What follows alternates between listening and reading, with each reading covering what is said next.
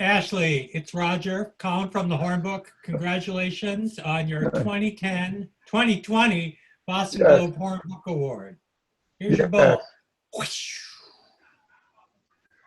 Wow, magic. yes, How are you feeling? yes, that's wonderful. I think it's great. You know, one thing that struck me in reading your book was that you can't seem to live without creating art. No, I couldn't live without creating. So even when the officers said they'd put me in the jail for between work and unloading the cargo, I'd get my sketchbook out and draw. They say, "You stop drawing, it's a bad example." I said, "I'll never stop drawing till I die, so put me in the guardhouse now." And was that with you since childhood? Yes, I can't remember a time when that desire to mark surfaces, to make pictures, was not with me. It was a sustaining force that kept me through everything that was going on. Nothing else really registered. And fortunately, in New York, I didn't have the direct things of a black person. So I just kept going at my art. And what do you think would happen to you in a setting? Let's talk about when you were in the Army, since that's what Infinite Hope is about. What would prompt you to start drawing a particular thing? What would prompt you to start drawing? What caught your eye? How did things catch your eye?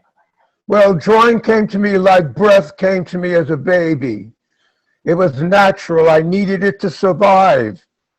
And I don't know why or how, but it was there and I never let it go. Even when they threatened to throw you in the brig? I knew it wouldn't matter because wherever I was, I'd want to draw something I wanted to create, to be like God, always creating. Do you think God put that in you? Uh, Do you think God put that in you? The desire to create. The desire, that's what kept me alive. It really did. I knew nothing else than the desire to create. No matter what the kind of opposition, problems, anything. If I could draw, I'd be okay. Do you think that's what kept... I was fortunate in growing up in elementary, junior, and high school, having teachers who encouraged me in drawing and gave me art materials. So I kept with it. And it was the Depression years, so they would get materials for me as well.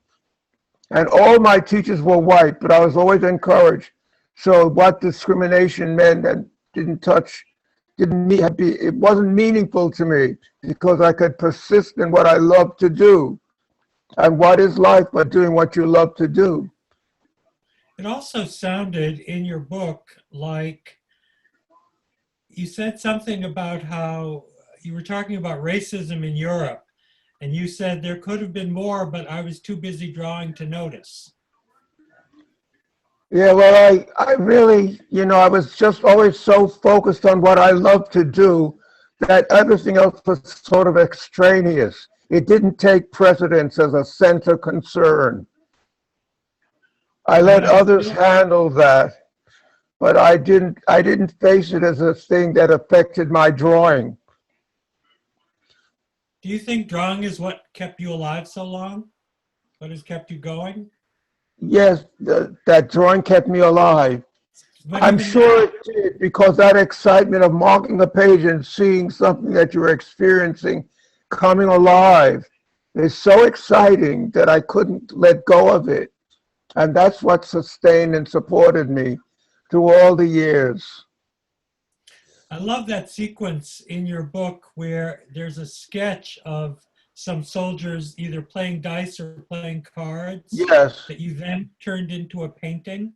yes. Years after, when I was home, I reviewed some of those Army war drawings and began doing tempera paintings, compositions of them. And the thing of the men playing dice was so common, that was one of the motifs that I painted. But your sense of color in those is so radical. Where do you think that came? Where did the colors come from? Well, you know, the whole world of color opened up with the Impressionists.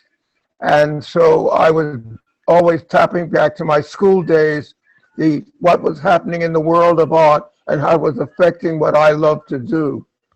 So color was a big part because what color meant became one of the major themes of the Impressionist painters.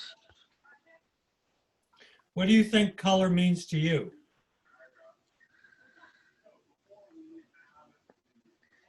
Well, color in art meant evoking something of the occasion, making a work that could contain itself and be valid in for what it was, and not for what that this is red, yellow, blue, or whatever. But these are men playing dice, you know. Well, and this is also Ashley seeing men playing dice. I mean, the sketches are relatively straightforward. The color of the finished painting is out of this world. That's you, Yes, right? the color is always more mindful and takes time in anything in art.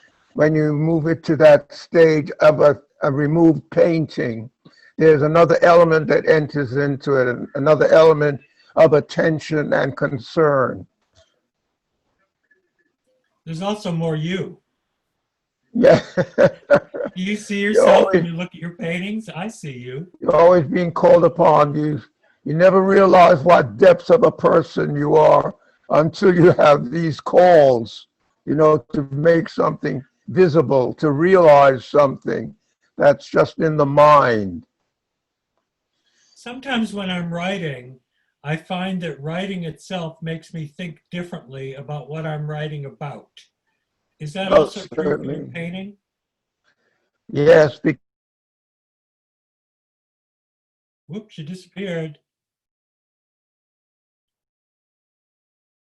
I'm sure you're saying something brilliant, but I can't hear it.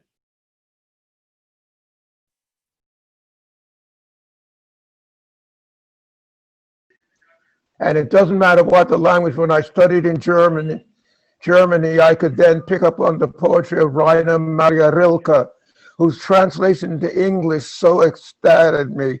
I said, is this the English language? Where did he get it? You know, the language of the translations of the Duino elegies. They live with me. Yes. I think you also have a language of color in your imagination.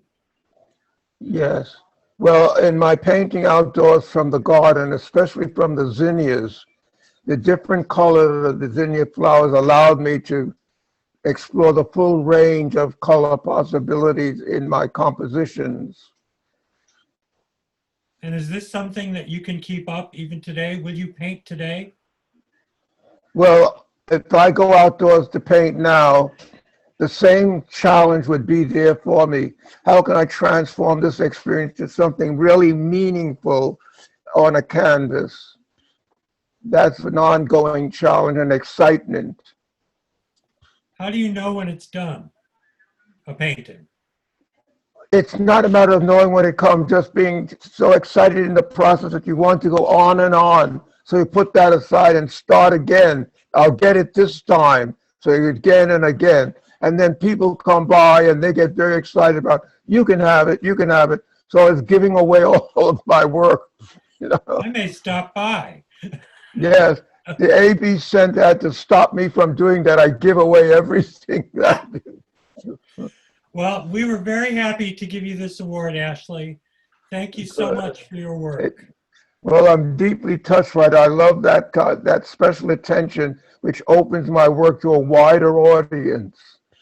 That's what the Horn Book is all about. Thank you Yes. for being a part of us for so many years.